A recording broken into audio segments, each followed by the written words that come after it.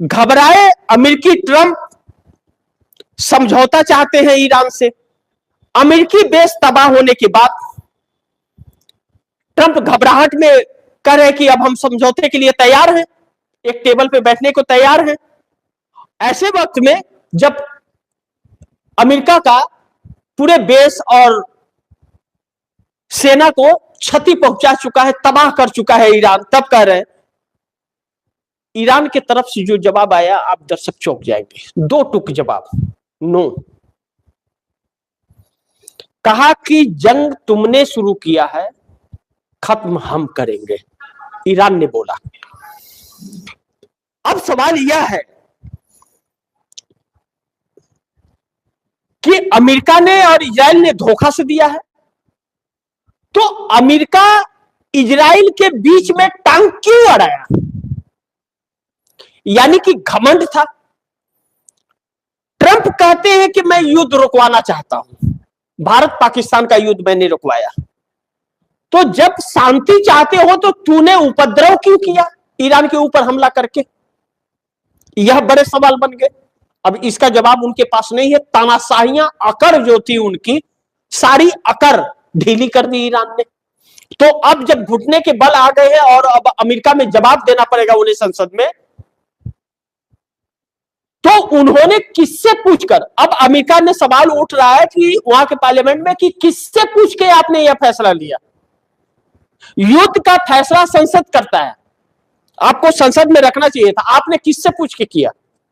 और यह नुकसान हुआ है, 50-60 हजार सैनिक जो मारे गए, इनकी जवाबदेही किसकी? अब ट्रंप के खिलाफ अमेरिका हो गया।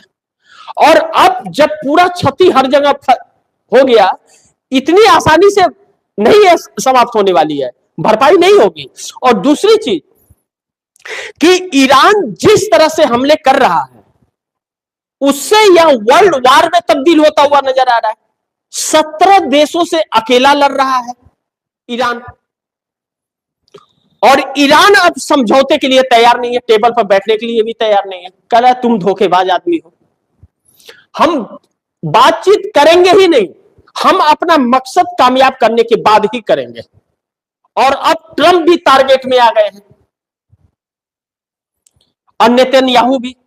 नेतन्याहू के दफ्तर सब पर कर रहा है, नेतन्याहू को ढूंढ रहे हैं लोग ईरान वाले, और नेतन्याहू भाग फिर रहे हैं।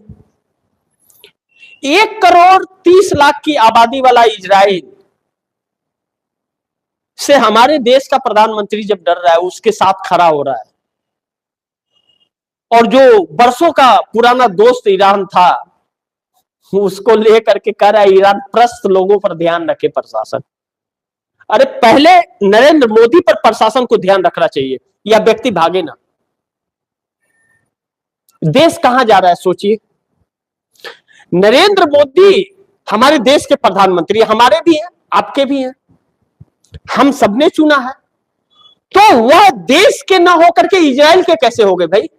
विदेश नीति क्या मोदी अपने मर्जी से तय कर लेंगे? जो आज तक विदेश नीति चली आई है उसको गटर में डाल देंगे? जिसके डिग्री का ही अता पता ना हो वह नई विदेश नीति तय करेगा, वह संविधान तय करेंगे। संविधान से बढ़ के सरकार नहीं है, और यह देश संविधान से चलेगा। अंततः सुप्रीम कोर्ट के सीजीआई सूर्यकांत को यह बोलना पड़ गया। तो अब जो परिस्थितियां आ रही हैं वह ईरान तो समझौते के लिए तैयार नहीं है। अब ऐसे में अमेरिका अलग थलग पड़ता हुआ नजर आ रहा है।